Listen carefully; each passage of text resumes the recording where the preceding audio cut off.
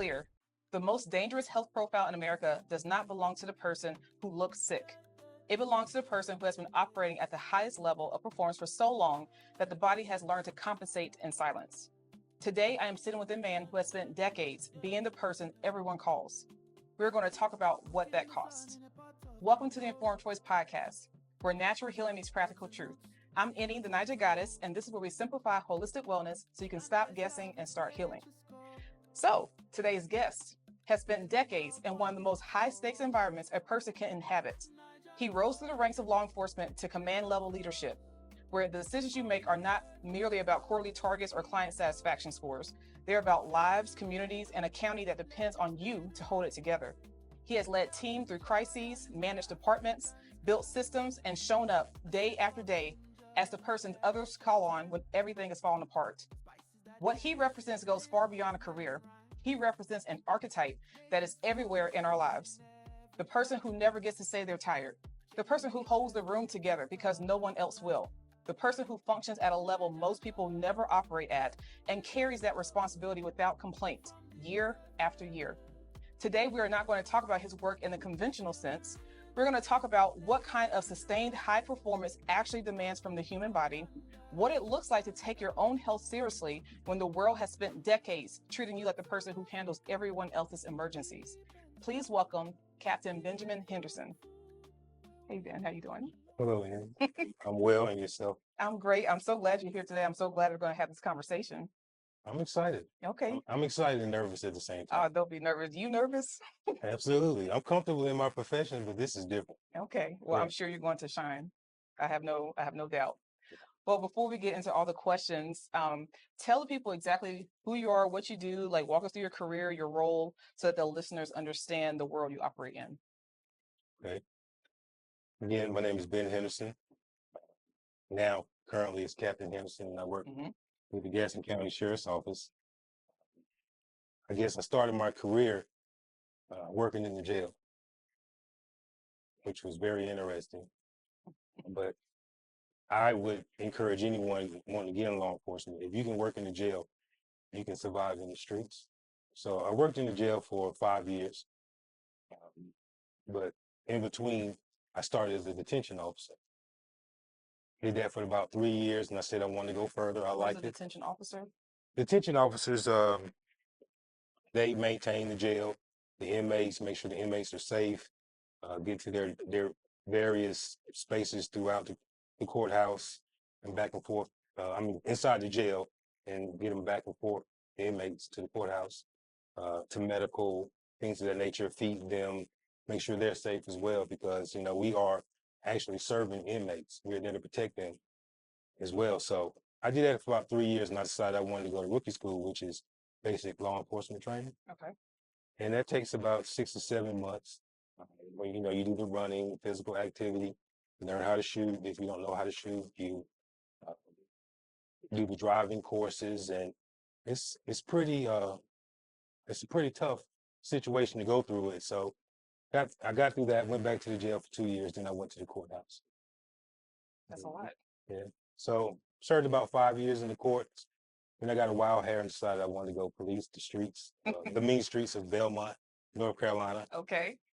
And I did that on patrol for about 2 years. Then I did a lateral move to being the downtown community officer, which I enjoyed the most. And then I left, went back to the sheriff's office, and there I did community, and now I'm the captain of the court division. Okay. Well, are you good for us to go ahead and hop into these questions? I guess. Here we go. Okay. All right, here we go. When you look back across your career, what would you say is the most physically demanding aspect of a command level leadership that nobody outside truly understands? Well, when you're just a patrolman or a non-ranking officer, yes, you want to see about your partner and those that you're serving with, but when you have to be accountable for 20, 25 other deputies or detention officers or police officers in general, it's very tough, because we all want to make it home. That's our primary goal. And it's one thing to make sure yourself gets home to your family. However, you want to make sure that all 25 of those that you supervise, get home to their families as well. So to me, that was the most challenging part to wrap my mind around. So it wasn't so much physically demanding, it was more mentally demanding. Absolutely. Absolutely. Absolutely. You're not as much frontline when you're on command staff. And those that are on frontline, it's like you're standing in their shoes because you want to make sure that they are well prepared, that they take what they're doing serious. And I tell people all the time, my profession, we deal with flesh and blood in the arena of life and death. There's not a lot of do-overs. There's not a lot of mistakes. So that's a lot of weight. If you are a true leader and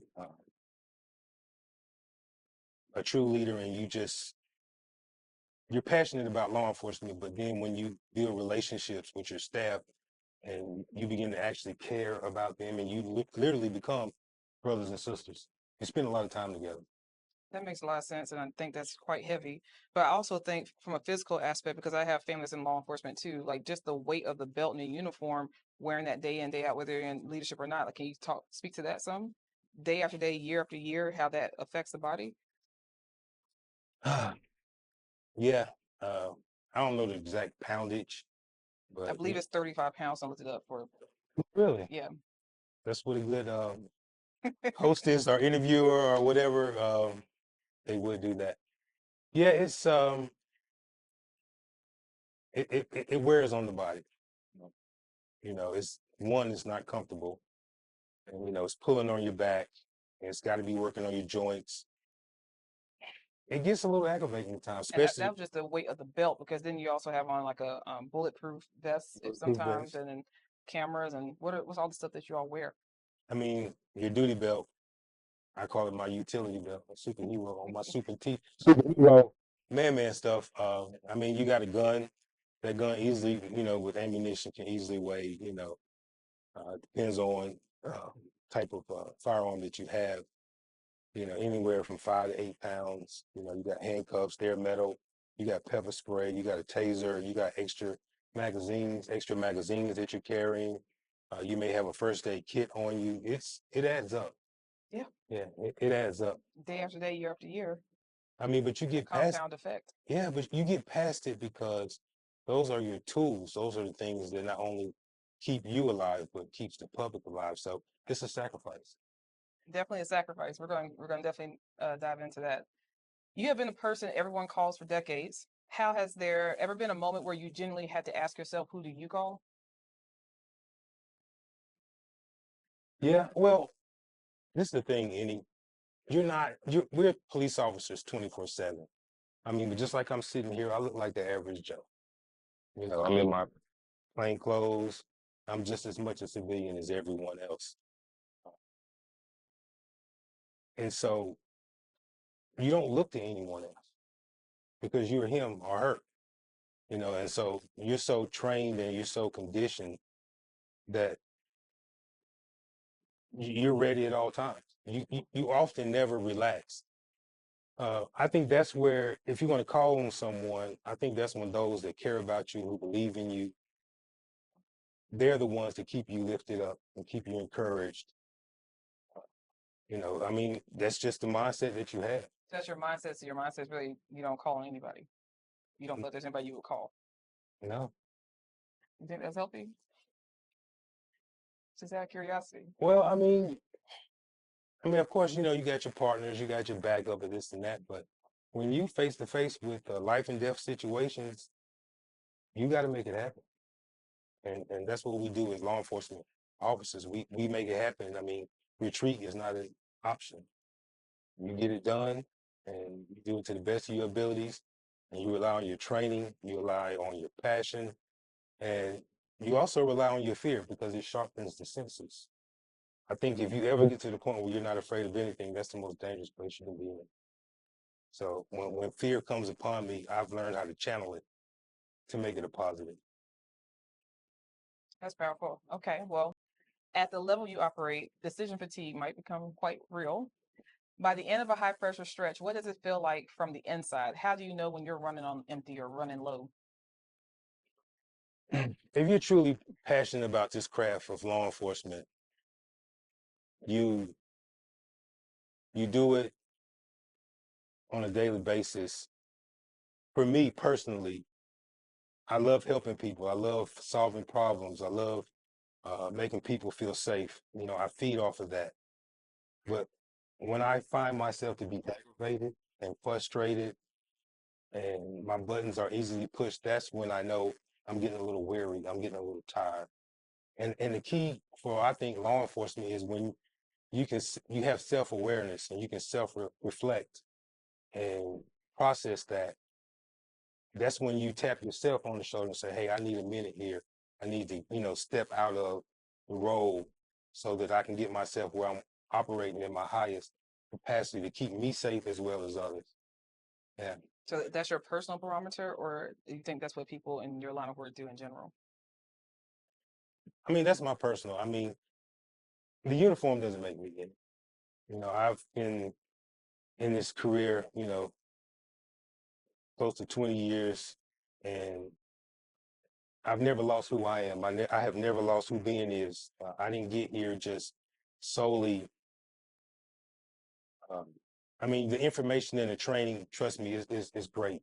It's necessary. But I've never forgot who I was before I put the uniform on. So some of these things that I've done before I got into law enforcement is the same things that are keeping me while I was in law enforcement. Just from a clinical perspective, when you're in a constant state of like fight or flight mode, that's going to affect your cortisol levels, and you can have, and one of the top issues like first responders have is like PTSD, heart disease, cortisol dysregulation, diabetes. Those are prevalent conditions from this type of stressful job, day after day, month after month, year after year. So it's something to be aware of. That's what we're going to dive deep into, because what you just described, doing that every day, all day as your career, that does take a toll on the body. And you might be so used to it that you have normalized dysregulation. That's possible. Thoughts? Well, that's why I'm here doing this podcast, and I've got introduced to you from a common friend, and I think there's an awakening going on here to where I'm starting to really pay attention to those things. I mean, because when you're in law enforcement, you kind of live in the now and the sporadic, and so a lot of things you've been sharing with me, I'm excited about the journey that I've started. And trust me, I wouldn't be here today doing this if I wasn't excited about, the things that you have shared with me. And, I am on the back end of my career, and I'm starting to think about retirement and things of that nature. And from what you tell me, it's not too late to, end this thing on a more positive note. It's never too late. Okay. It's never too late. Well, thank you. That's news. That's good news. Yeah, it's excellent news. Right. Always be positive. Okay, well, command level leadership requires sustained alertness, rapid decision making, and the ability to compartmentalize under pressure. What disciplines or habits have you developed over the years to stay sharp and functional at that level? Well, I guess the first thing is my faith. I understand that the gifts and graces that I have, come from above. That's my foundation. That's where I pull and get my strength from. That's my source. So I lean a lot on my faith, because I've been in a lot of situations that the typical person or civilian would crumble under. And I know that the only way that I've been able to wear the things that I have seen, the things that most people would run away from, I run to. And sometimes I wonder, like, some of the things I've seen, like 1050s, which is a wreck, or, you go in and do a welfare check, or, you get in a shootout, and some of the things that you have to see and the traumas that come behind that. And I know I have conditioned myself but leaning back again on my faith, I still can go to sleep at night because I feel like this is not a job or a career, it's just a calling. So sometimes, Annie, I really don't know how I do and my brothers and sisters in law enforcement. I really, sometimes I'll be like, are we crazy? I guess we had to have a measure. Yeah. So I don't know. I kind of got what was the question What again? disciplines or have you developed that since you compartmentalize things? Oh, yeah, I mean, just self-awareness, you know, being aware of who I am before this, while I'm in it, and where I'm trying to go, how I govern myself, and how I'm viewed from other lenses, self-regulation, not letting things be personal. I have to regulate my personal feelings. I was just telling my team the other day, with all these politics going on, you got Democrat, you got Republican, you got Independent. I say in law enforcement, you in between.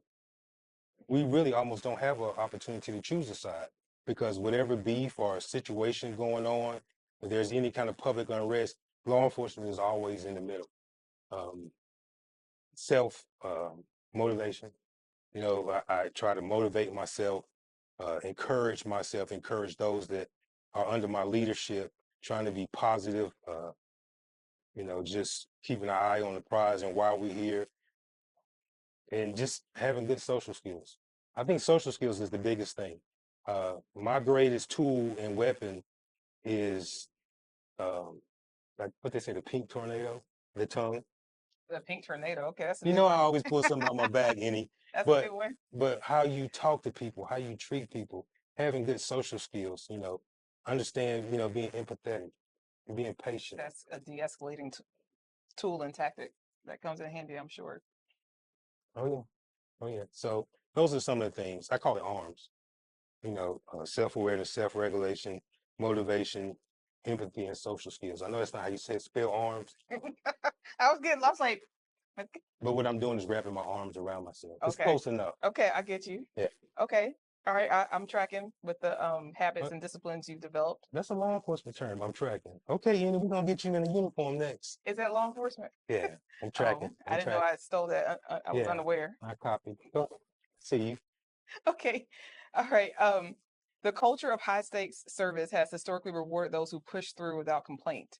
From a leadership standpoint, how has that culture served the mission, and where do you think it creates real gaps in the people who you serve? Hmm.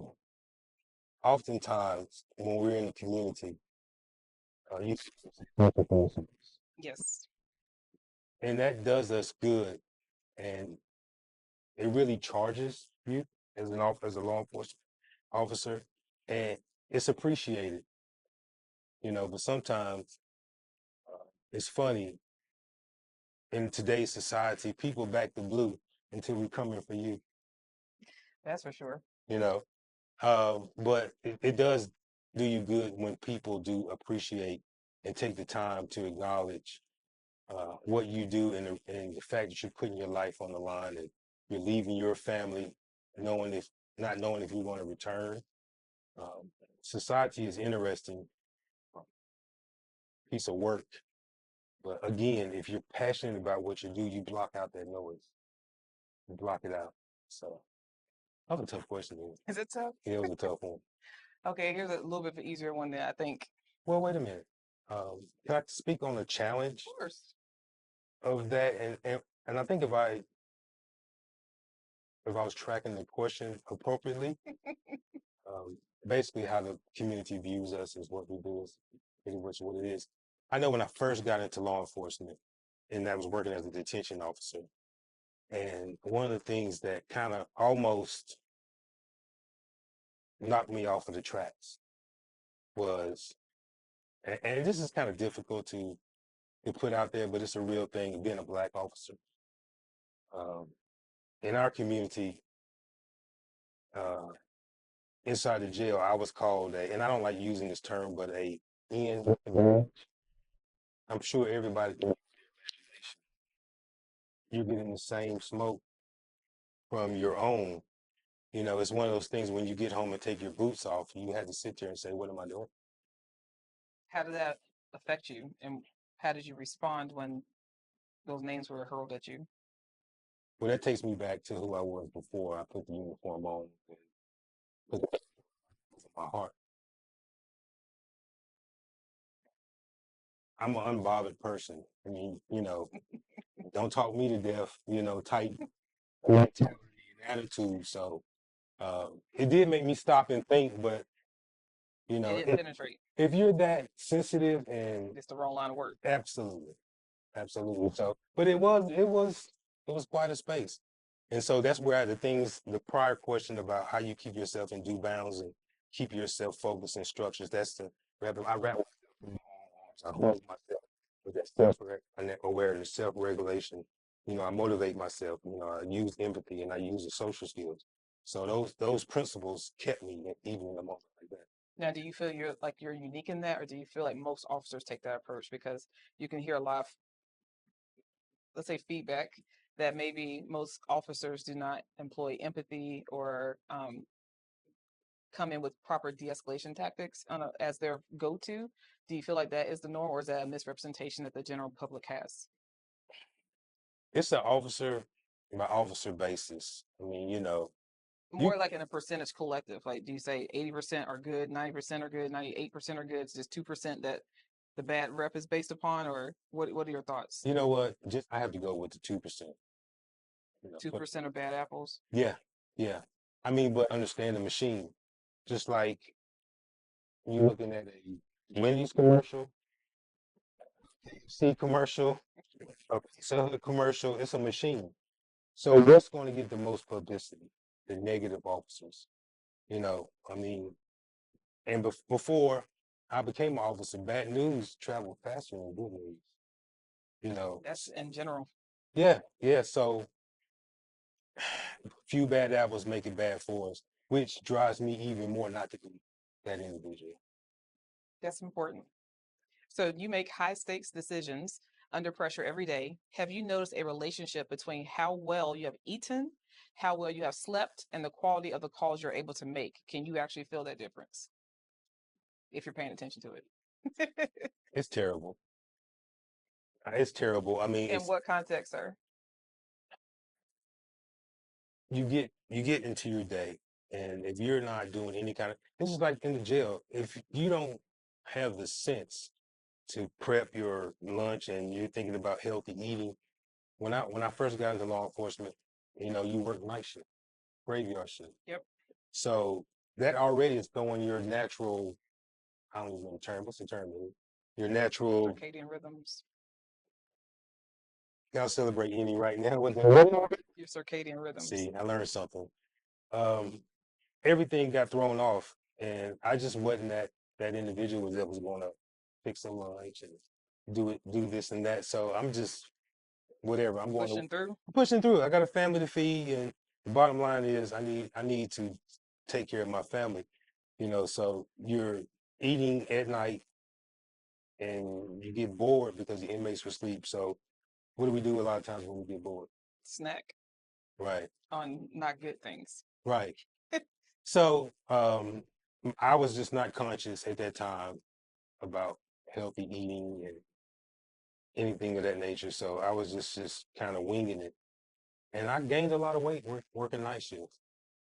As most night shift workers do. Yeah, So what you've just described about the push through culture is clinically significant.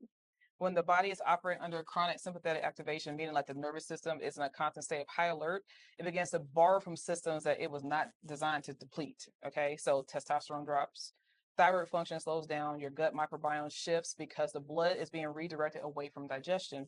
Sleep architecture degrades, and which you just spoke to, and the body, and because the body is incredibly adaptive, the person inside it often does not feel deterioration in real time, which you also just said, right? They just feel a little bit more tired. So than they used to, and it's a little bit slower to recover and a little bit slower to react. And these are not like personality changes; these are physiological ones that happen as a compound effect, day, month, year over year, that ultimately culminate in the top four things I said that first responders, have a issue with. right. And you just described Yeah, how that can easily happen. yeah. I mean, it almost felt natural, which I know that goes against everything that you push, but you know, all I know is the truth. So Yeah, that's what it is. we're in the midst of the great unlearning. So yeah. Right. So you have watched people in your career operate at their limit for years. From a leadership standpoint, what does that person look like when they're actually taking care of themselves versus when they're just holding it together on the outside? Oh, it affects your performance on a day-to-day basis. You know, the officers that uh, pay attention to their appearance, to their to their health, to their physical abilities, those that are intentional about being their best. Yeah. You know, through exercise, through diet, through training. You can pick those officers out if you saw them walking down the street. And those are the officers who really take that time to understand, if I'm my best self, then I'm going to be a better servant. And so I kind of picked that up later in my career, uh, you know, as I, you know, continue to grow and expand myself through the, you know, through my various services. And now uh, I'm all in. You know, when I went to rookie school, you know, I think I was like 375 pounds. Wow. I mean, but my frame, I played football in high school and college, right? So I carried it. I was decent how I carried it, but uh, when I made up my mind to go to rookie school, because the inmates, you know, if you didn't have a holster on your gun belt, on your, they could pick you out as a detention officer, and there's nothing wrong with a detention officer. So detention officers do not carry firearms? No, they just have pepper spray and handcuffs. Oh, okay. Not even a baton or anything? No. Oh, okay. With, I don't know, Ben. That's not my life. oh, So I don't know. You have to well, explain to me and explain to the audience who probably doesn't know as well. well, you know, inmate told me, he was like, "You ain't no real police."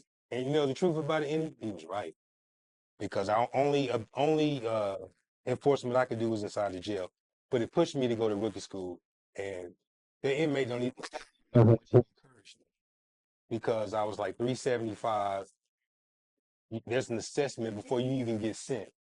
So I lost 25 pounds on my own so that I could pass the assessment for the sheriff's office.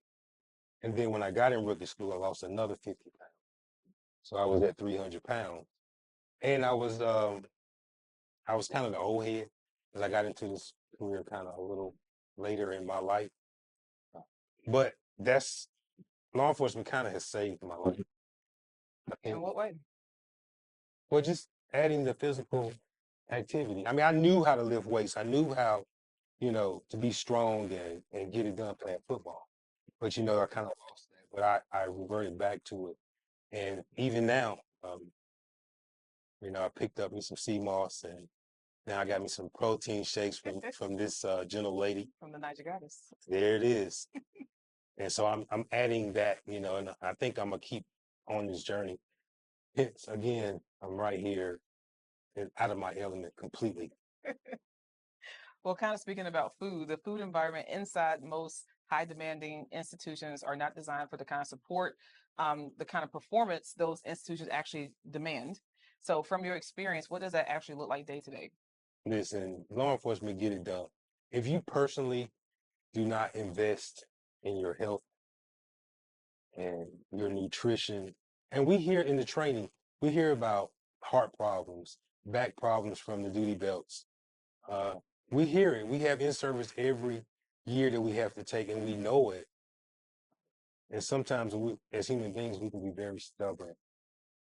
And I think it's our individual's personal responsibility to ensure that they are the healthiest. This is what I'm coming into in my latter years. It's your responsibility to take care of yourself. What do you want the job to give you the equipment, you know, give you the training, and we got to tell you what to eat also? You have to do that on your own.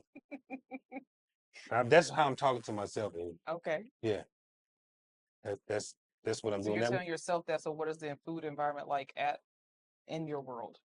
People just grabbing stuff, or Oh yeah, you out, and this is the sad part. We're gonna give you a discount because you police. yeah, I say officer always at Chick-fil-A. Chick-fil-A, all of them, they be lined up. They give you free sugary drinks at the gas stations. Mm. All you want. You know, my son's in law enforcement, and I'm like, man, stay away from them energy drinks. Stay away from those sodas. I mean, because really, we have to gas up our vehicles. So I got to the point where I stopped going in and I said, no, I'm not gonna go in and pay for my gas. I'm gonna get at this pump and I'm gonna move on. It's self-discipline. So that's how they can fall in those unhealthy habits, because a lot of places entice officers to show up there for crowd control and presence, and in exchange they get free or discounted food, and it's usually not the healthiest things. It's not free, and we really, a lot of times we want to be like, no, but it's a gray area because people be so persistent on, thank you for your service. No, let us do this. and you almost feel like you're hurting someone's feelings if you don't accept it. And here's another one during the holidays and sometimes not the holidays. People coming to the PD, they dropping off trays of cookies. Um, I mean, they bringing boxes of pizza, all these things, and you looking at it like, when is somebody gonna bring a fruit tray? Bring a salad. Bring a broccoli casserole at least. No, they're bringing you everything you shouldn't have, and you want to show gratitude and your appreciation. But when you're going from call to call, situation to situation, you never settle down. You never turn the switch off. And I guess you're feeding those cravings, and late night you want sugar, you want stuff that's going to allow you to push through the moment, like you spoke about earlier.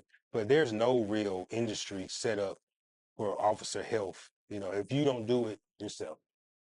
Well, that's interesting. That brings me to another health context. So the food environment you just described is one of the most under-researched drivers of performance decline in high stakes careers. When the body is under sustained cortisol load, meaning when your body is like constantly having high cortisol at the wrong times, it burns through magnesium at an incredibly accelerated rate. Right, magnesium is involved in over 300 enzymatic functions within the body. So that includes the regulation of stress. That's very important, especially in your job, right? And so when magnesium is depleted, I don't want to get too sciencey, but it takes a lot longer for things to settle in and settle down when magnesium is depleted. So the person becomes more reactive. The person is less able to sleep deeply, right, which we just talked about, and physical recovery is slower. So because processed convenient food is almost entirely stripped of magnesium and any other healthy nutrient, the environment produces the stress that the environment removes from the body, the primary tool for managing it. So the very thing that you need is being removed at a higher rate because of the high stress in the job and the poor quality food. So it does go hand in hand. So in this instance, for the woman listening right now who loves someone carrying this kind of load, whether it's a first responder, an executive, or simply a person in her family who never stops, what do you wish she understood about what he is carrying that he is probably not saying out loud? That's a tough question. What would your wife say?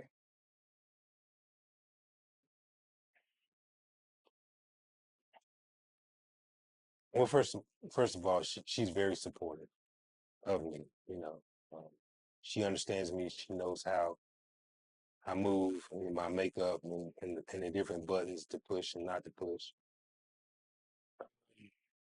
I think she somewhat is clueless as well. I mean, because who grows up knowing how to handle a police officer, especially in the Black community? So what advice would you give your wife and to the other wives and girlfriends and aunts and mothers and sisters out there? What would you say? I would say space, Space. first of all. And I guess I can speak to, you came off a 12-hour shift, or, whatever your hours are. The things that you deal with from call to call to call.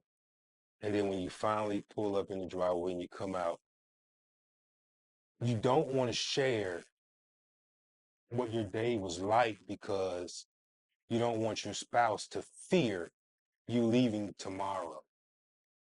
And then the spouse wants to talk about their day and their experiences, but you've been talking to strangers all day long, putting up with what you would, if you were in street clothes, you would not put up with any. I really don't know what to tell a spouse other than patience. So what I'm hearing you say is when you come home from a long shift, just have a little bit of break to decompress. Right. And you may not want to share your days, not because you don't want to share, but you don't want to burden your partner. Yeah. And if your partner wants to share their day with you, not to do it immediately, let you decompress first so you can be present when they do share. Right. Right. I think that's what I'm hearing you say. Yeah. Yeah. I mean, I forget what the numbers are, but a lot of law enforcement marriages do not last. I knew you knew. You probably know the ratio and everything. Yeah. See, but this is why I'm here, though. I might be getting off of your pattern a little bit, but okay. I mean, for me right now, like I say, if I hear gunshots, I'm running towards them. If I hear a baby crying, I'm running towards it. If, you know, a woman, a female, a male, whoever, if a car is flipped over and on flames, I'm running to those things. If an inmate is fighting another inmate, I'm running to those things. And that, I don't want to say it's easy, Henny, but when it comes to self-preservation and what I'm doing right now, I'm having to push myself to accept the information, the knowledge and the education that you're giving me because we know when we foul and it's hard to accept truths. So I'm really pressing right now, but I'm encouraged at the same time because just a few things that you shared with me has caused me, I'm seeing differences. I'm more conscious and I'm preparing for retirement and I want to be worth something and Enjoy your retirement. yeah, not just for myself, but my family. Right. So I'm excited to be here. I'm probably blowing up your questions. No, you're doing great. We're right here at the end. So, if you could go back 20 years with what you know now about sustaining yourself across a long, demanding career, what is the one thing you would tell yourself to do differently?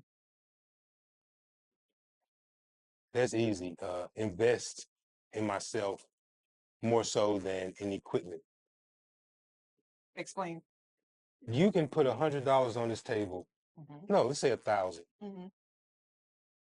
$1,000 on this table. You can have a room full of officers, and it'll be sitting right here. Mm-hmm. But if you left some police equipment right here, some some kind of gadget or something of that nature, and you got to keep your eye on it. You know, and so I would instead of investing on the gadgets and the things, I would spend more time investing in my health to make those things that I like function better and longer with just being conscious with my health. Just out of curiosity, what are gadgets that police officers and such like? That doesn't seem like a thing.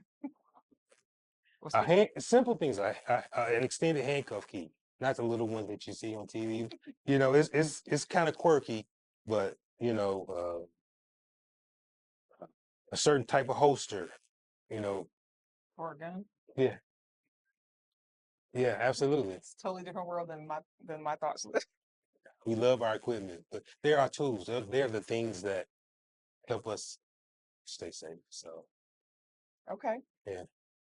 Many organizations now have wellness programs and peer support systems. From your experience, is there a gap between what those programs offer and what the people inside the institution actually access? I mean, all that is there, all that's in place. I mean, there's so many resources inside your agency, on the outside of your agency, Are but they helpful truly to the people that need them? That's really what the question is getting at. Is it actually reaching the people that it needs to reach? Are people truly aware of them? Is it really making an impact?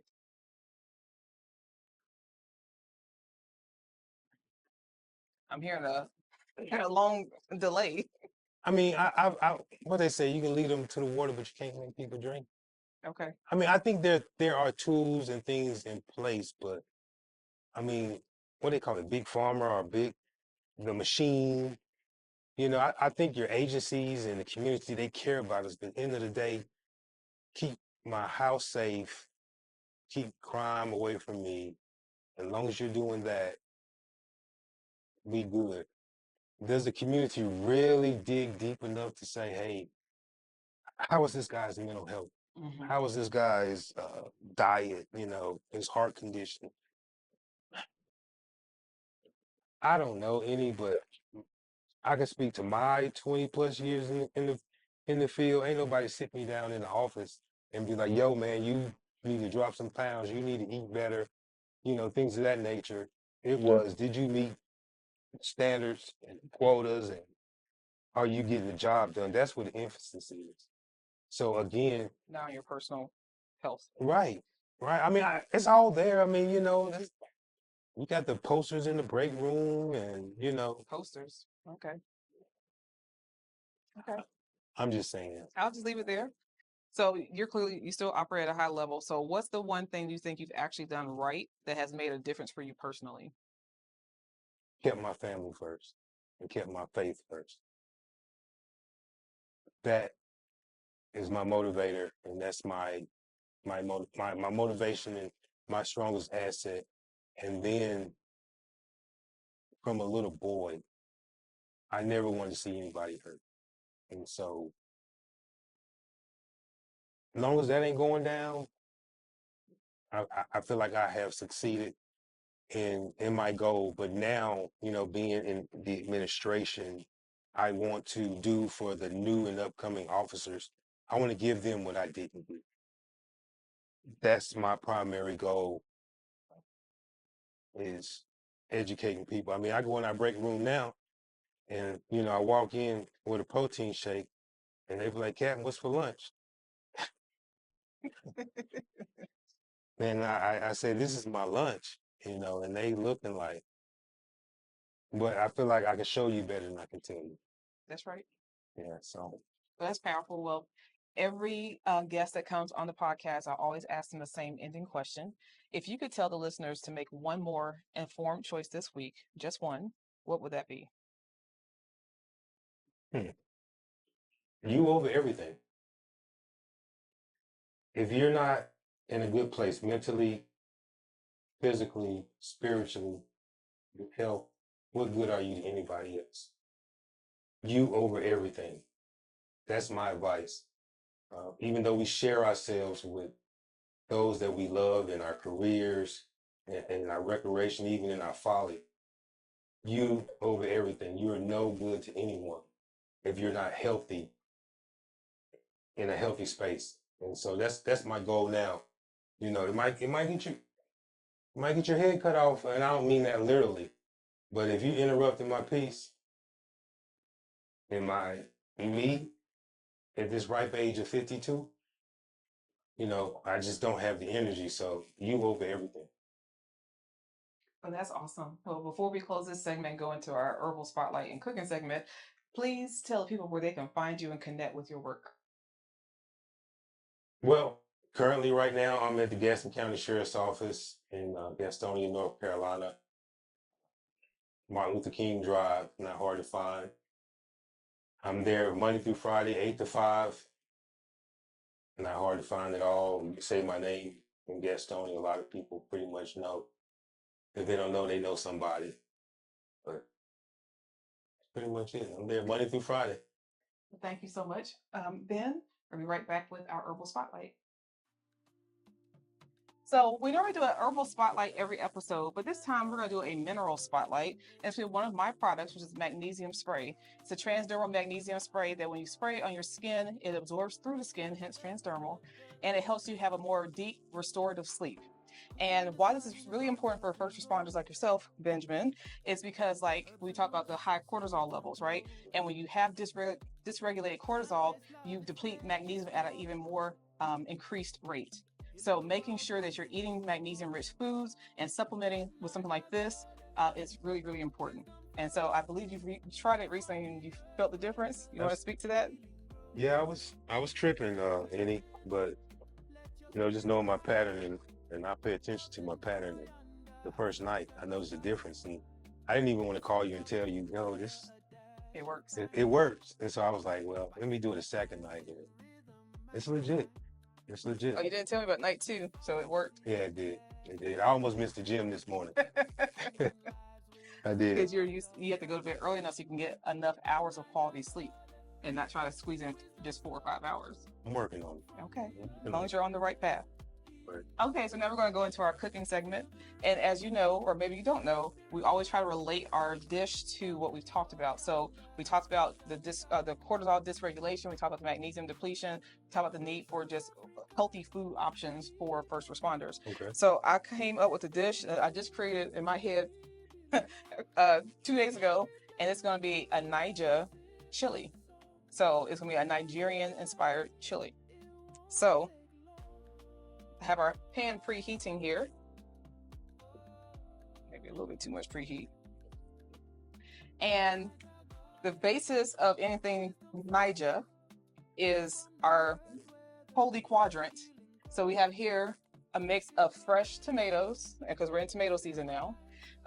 Bell peppers, also known as tatache. We have Tatache? Tatache, yeah. Fancy. Okay. That's what it is in Yoruba, even though that's not my language. We have 2 Scotch bonnet peppers in here because he claims he likes a little heat, but I don't know if he likes Naija heat. So I did a little bit mild for him. We have just a little bit of ginger and a little bit of garlic and 1 small red onion. and I just blend it up in the blender. And you've seen me make this plenty of times if you are used to my show. So what we're going to start by doing in our heated pan, we're going to take just a little bit of palm oil, and we are going to saute our red onion. I like saute. Okay. And then what we're also going to do is add in, now this is, I'm going to put this as an optional ingredient because you have to get this at a West African market. This is called Iru in my language, or if you go to a Ghanaian market, it's going to say dawa dawa.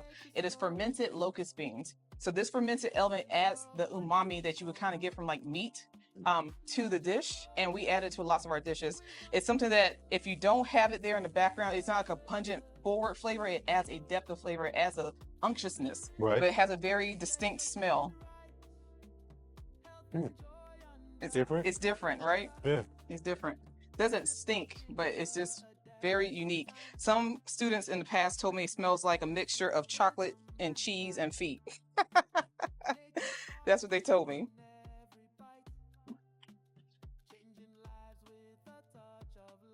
So have our red palm oil here and our onions. We're going to let that saute, and we're going to add in a teaspoon of Iru at the beginning to let that permeate. Okay.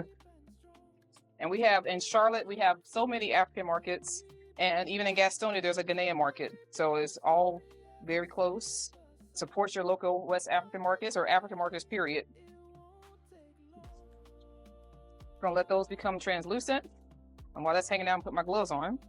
That's what I meant to do. And so, like you say, these ingredients, sometimes they're right up under our nose. We just have to research it out and find a location. Yep.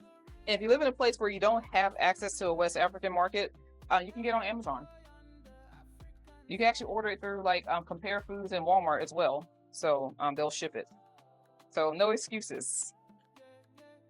Good. Smells amazing, right? Yeah. All right, so the next thing we're going to do is add in some tomato paste. And we're going to cook down the tomato paste, just a tablespoon or two. And if you're part of the family, you can get all the recipes. You can get all of the recipes in our monthly meal planner. The links are below in the description. What you think so far? So they're caramelizing? So caramelization takes like half an hour to an hour. We're just letting them become translucent. Translucent. Yes. Okay. Clear. So kind of see through, so we don't want the onion to be the first like forward flavor. That's why it's at the beginning. Here's an aromatic and acid depth of flavor. Mm-hmm. We've added in our tomato paste, which is the basis of a lot of Nigerian dishes. And tomato paste or anything concentrated tomato is really good for men because the lycopene becomes activated with heat. And that's really good for men's health. And the aromas are just building the layers. I mean, the onions had their own smell, and I love onions. And then you added the paste and the Iru. That's it, dawa dawa. That's how you say it in Ghana. Yep. So we're switching gears. We're switching gears. Yeah. All right. And it doesn't take that much oil. I put a tablespoon of oil in. And a lot of West African cooking, we use lots of red palm oil. But like I've always said, oil is very calorically dense. So 1 tablespoon of oil is 120 calories. So when someone just starts off cooking, they just pour oil on the thing, you've added like 500 to 700 calories, and you think you're eating something healthy, and you wonder why nothing's budging. So use oil with intention, because if I wasn't doing a West African dish and I wasn't going to bloom these spices, because blooming spices requires a fat, I would just do it with some type of water, and that way you're not adding the extra calories. And because palm oil is a saturated fat, it's 130 calories per tablespoon. So it's just something you want to be aware of. Mm-hmm. All right, so this is cooking down beautifully. Okay. And so the next thing I want to add is our tomato base. Now you can find the tomato base here in our everything sauce. It's the Star of Everything in the everything sauce section of my book, Nourished by Naija. Links are down below. And I just, if you watch me, you've seen me make this 1,000 times. So this is our base, just tomato, bell pepper, onion, garlic, ginger. That's it. Bell pepper, garlic, and ginger. I love all of those. Red bell pepper specifically, so it keeps it red. This is like the base you would do if you're making jollof rice, if you're making a goosey soup, any of our lovely, beautiful Nigerian dishes or West African dishes. Mm-hmm. So what we want to do, I'll try to elapse time as much as possible. I'm going to put the lid on. We want to let this cook down for a little bit. Let me ask you a question. Yeah. Quick question. And while you do that, I forgot, I'm going to add in 2 cups of broth. Is that chicken broth or? Well, it's definitely not chicken broth. See? This is vegetable broth. Vegetable broth. Yes, there's no animals here on this show, as you I know, temporarily forgot. But but if you at home choose to use that, then that's what you choose to use. Well, it's just I've been conditioned, and so this is, that constructive criticism and encouragement. That's why I'm here again. But what I was going to ask you is, okay, you're traveling abroad. Like when I travel, I'm hesitant about trying food outside of the country. I mean, because you hear the stories about people, getting sick and that. What would you advise? Say I was in Nigeria and I'm traveling, and there's somebody on the roadside and they have a meal prepared. What should I do? What should I do? Try it. Okay. Just try it. Inspect it, make sure it looks somewhat clean or not. But I think a lot of people just have a lot of fear because of what they don't know, and especially if you're going to places like Africa, they have demonized it on television and make you think all kinds of things are just completely false. So have an open mind and try, or ask for a sample and then see how you react to it. If you think you like it, then you can order the whole dish, So just be open-minded and try. And I'll also research before you go, understand what the popular dishes are in that region, wherever country you're in, and give it a try. See what you might be prone to. Like, okay, I see their national dish is this. Okay, that seems interesting. I'll try that and go seeking it. So that way you're not just trying to figure out stuff for people that might speak a different language and trying to just sell you something on the street. You're going looking for, I'm looking for these couple of dishes that, you think based on the ingredients you would like. Right. Yeah. So that's why we have to educate ourselves on the different ingredients. Yeah. I'm already learning things I've never heard of. Yeah. So anything Nigerian, like when we start a stew base, a red stew base, it's going to always start with tomatoes, tatashe, red onion, always. Now, it's not as classical to add ginger and garlic, but I did that for health reasons and depth of flavor reasons because we're still doing a chili. And if I did a chili, I would add those things to it because it's just a West African interpretation of a chili. Okay. And then while this is still coming down, I don't like to use canned beans. So I went ahead and pressure cooked some red kidney beans and some black beans. And that's what's going to be used for our as our beans. So while we're waiting for this to come together, Ben. Okay. And actually, there's one other thing I forgot. To add additional protein to this dish, it's always easy to add in lentils. So by adding in these lentils, we're taking the protein per person, 18 grams of protein to 26 grams of protein per portion for this chili. So while this is simmering, I'm going to go ahead and add those red lentils in there. Just give this a quick stir. Next time I'm going to have to bring me some extra large rubber gloves. I was like, I want to get into the mix, and I looked over there in the box, say small.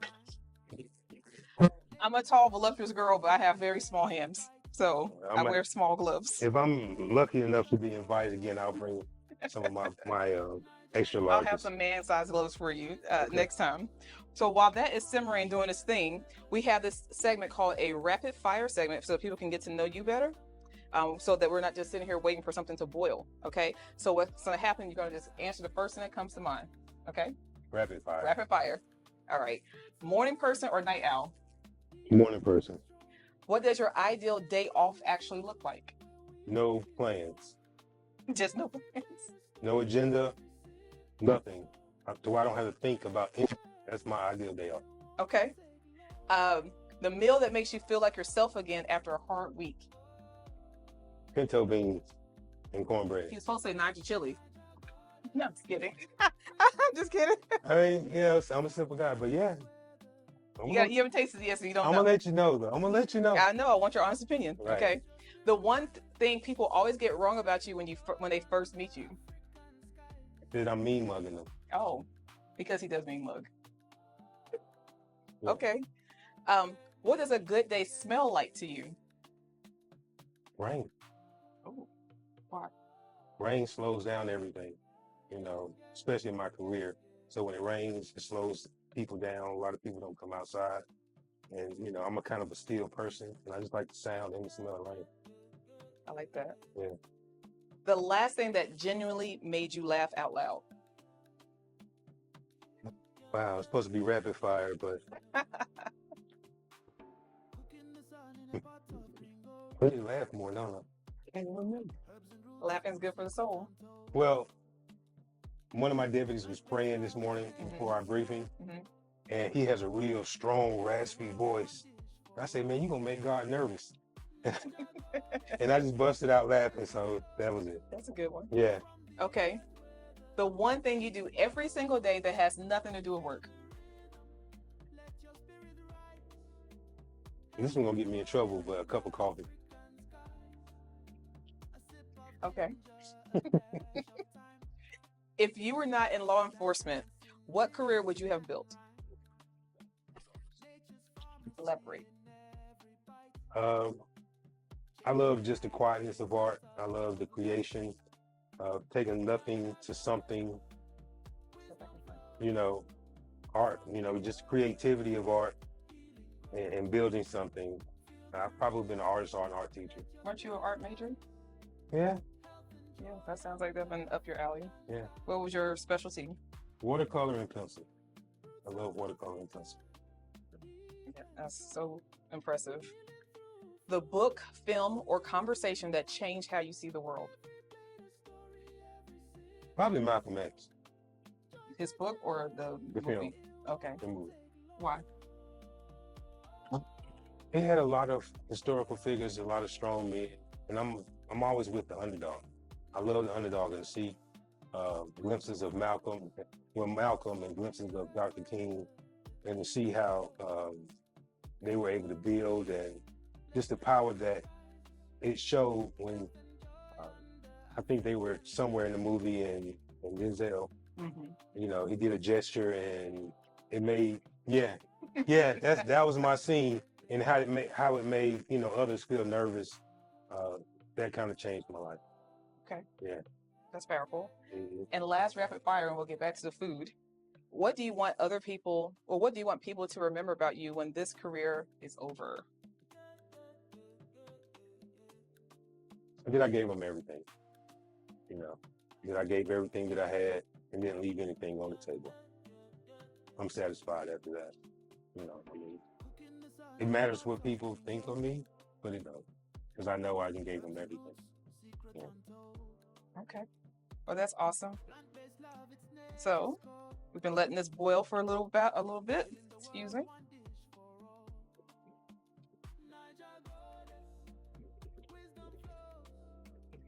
Does it still smell good to you? Smells inviting. I love like soup. So if I'm eating chili, I want this chili to kind of float a little bit, like in the spoon. You know, some people chili is just. Oh, you like so yours dense. like wet? Okay, I'm more like I like it thick. Okay. Like it thick. Yeah, I like it a more soupy type. You like the soupy? Okay, well, I will keep that in mind for you today. No, I mean, whatever you're putting down, I'm picking up. So now I'm going to go ahead and add in our spices. So here we have smoked paprika, we have coriander, and cumin. Cumin. Yep, because that's what's in every chili. You always have cumin in a chili season with chili powder. I'm gonna up my game. I mean, because Smell that? You smell those spices? Yes.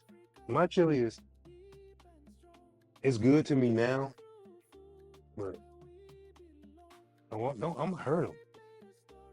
So now I'm going to add in our beans. Now in Nigeria, most of our bean dishes, we like our beans mushy. So I know a lot of Americans like to have textured beans. So if that's how you like to make yours, do it like that. But since this is a Nigerian chili, we're doing it Naija style. So I see two types of beans. Yeah, I said we're doing red kidney beans and black beans. And all I did was just put them in the Instant Pot.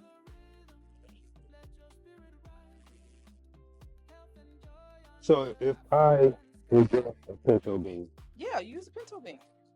Yeah, absolutely. But I'm gonna brown my rice right here. These are red kidney beans, are something you use if you're eating like red beans and rice. And then black beans, just to have a diversity. We always want to have as many plants as possible for the gut microbiome diversity. I'm just pulling out some of the bay leaves from me cooking it in the Instant Pot.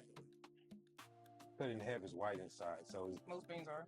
okay. But that's not a starch. That's Oh no, beans are starchy, but beans are a protein. okay. So when you eat the chili, I'll always eat it with a salad because you want to make sure you get enough non-starchy veg when you're eating a more carb-heavy meal. Even though this is a good type of slow burning carb, full of protein and full of fiber, so the net carbs are not, are still really good. But you just want to be mindful of those types of things. So being from the South, the meal I grew up eating was some type of bean, whether it be black-eyed peas, pinto beans, you had slaw, and you had some kind of cornbread. So could slaw substitute the salad, or we need to get salad? So slaw can, but slaw is usually caked in mayonnaise and all kinds of other things. Well, what if you use like the avocado? I've heard I watched one of your clips and you talking about some avocado. So if you switched it for avocado, absolutely. If you made a healthy slaw that still tastes amazing, yeah, you can absolutely do that. And yeah, so we're about there. I need you to hurry up because I got hungry. So I'm going to do a taste test first to make sure to adjust for seasoning if need be. Okay. And then what we're going to do, we're going to top it with some crispy ripe plantain. Okay, so we're just going to add some additional bouillon seasoning.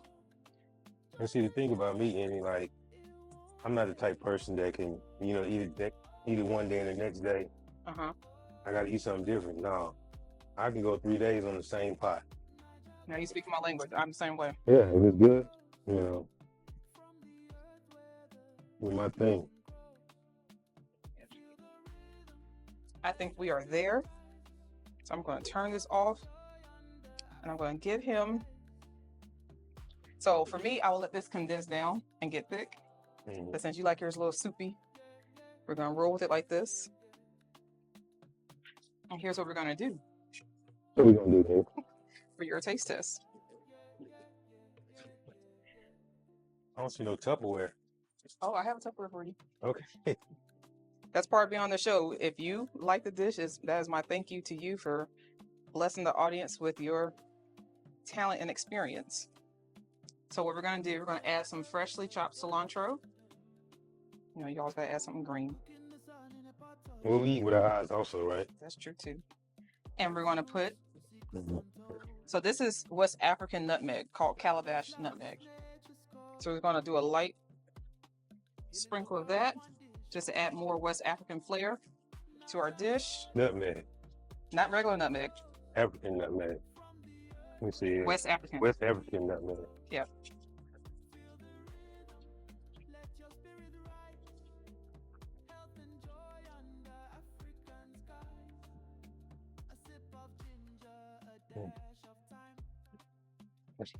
And then we're going to add some of these crispy plantains, so you get one in each bite.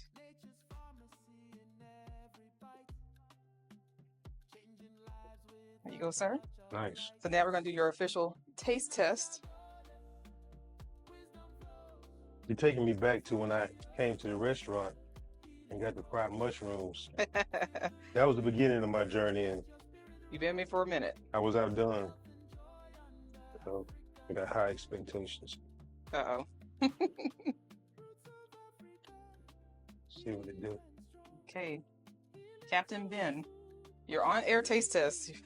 Honest thoughts. I'm that dude too. It's the first time. It's an original creation. We'll eat some hot food and be cooling with their mouth. Lord. That's me. Blow it.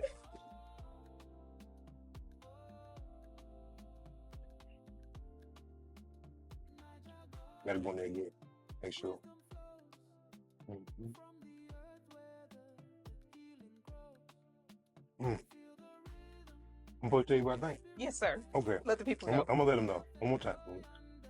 I caught some of that greenish, that roughage. Mm-hmm. Yeah. We're on man business right here. Let me see.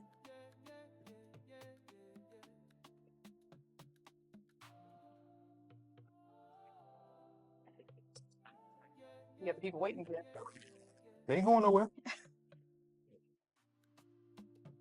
That's right. I enjoy the different beans. They hit your palate different, and then the texture of the beans. It put me in the mind of, forgive me, but crunchy chips. You know that sensation. Oh, what you saying? And then green, Cilantro. the cilantro. I love salsas and It helps lighten the dish. yeah. The beans are very soft. The plantain is kind of chewy, crispy. The plantain got a little sweet on there. Right, sweet with the heat. Sweet with the heat. Let's go.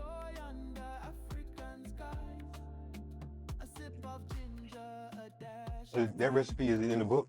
No? The recipe's not, the sauce base is. I just created this, but if you would like to get this, you can join the meal plan, and that is one of the dishes that is in there. All the episodes, all the dishes from each episode are in the meal planner. What I'm supposed to be doing right now? Describing to the people what you're experiencing. Is it filling? Is it something you would eat on your own? Is it something you would make on your own? Absolutely. I like beans, but the flavors are just hitting on the front end and on the back end. Like I'm still tasting it right now, like the fireworks in my mouth. It's a whole experience. So it's not your average chili. No. But it's a nice Naija chili. Mm-hmm. Something different. I don't miss the traditional chili. This will be an easy transition for me to what I'm trying to leave. Mm-hmm. It's delicious, man. Yay! We got another winner. You selling tickets? We got another winner. Mm-hmm. Well, I am grateful. So you'll get to take this home as a thank you. But this freezes very well. This sits in the fridge well for up to a week. You can freeze this in portions, and it'll last up to 3 months in the freezer. So this is something great to make a big batch of like this, and that way, if life happens, you have something healthy and tasty that you can just put together very quickly. So with that, thank you so much for your time and attendance today and all of the things you have shared with our audience. We are very grateful. And until next time, everybody, heal naturally, live vibrantly. Peace. It's delicious. Like that. Yeah. And that's a wrap.